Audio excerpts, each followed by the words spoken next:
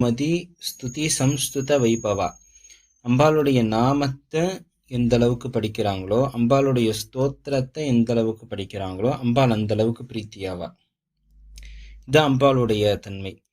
உங்களுக்கு சூரியன் பிடிக்கும்னா நீங்க 3 காலங்களும் எந்த அளவுக்கு நீங்க சூரிய நமஸ்காரம் செய்றீங்களோ அந்த அளவுக்கு அவர் பிரீத்தமாவார்.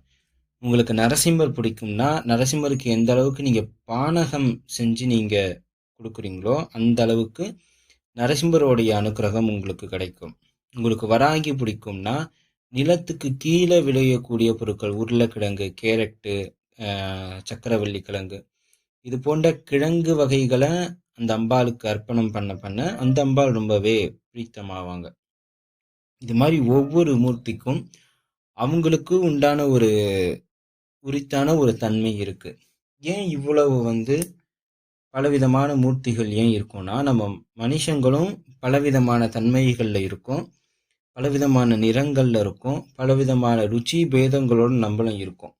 அப்ப அதுக்கேற்ற மாதிரி தான் சுவாமியும் அந்த நிறைய கோலங்கள்ல, நிறைய ஆயுதங்களோட, விதவிதமான வாகனங்கள்ல, நிறைய அந்த விதமான வஸ்திரம், ஆபரணங்கள், அதுக்கு எல்லாமே ஒரு தனி பெயர் உண்டு. நம்ம வரக்கூடிய நாட்கள்ல பார்ப்போம். அப்படி அந்த தனிப்பட்ட அந்த இண்டிவிஜுவாலிட்டி காட்டுறது நமக்காக தான். ஏன்னா நம்ம நிறைய டேஸ்ட் எதிர்பார்க்குறோம்.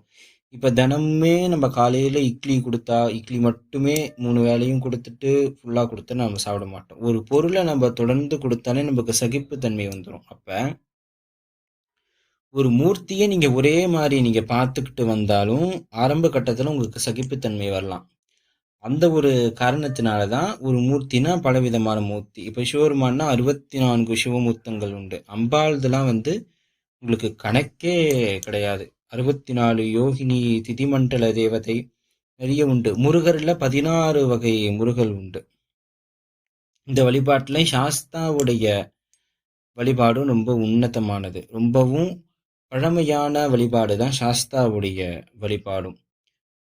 எல்லா விதமான நீங்கள் சாஸ்திரங்கள் படிக்கணும்னு ஆசை. இப்போ படிப்புக்கு நிறைய பேர் ஹயக்ரீவர் வணங்குவாங்க. ரொம்பவே நல்ல விஷயம்தான்.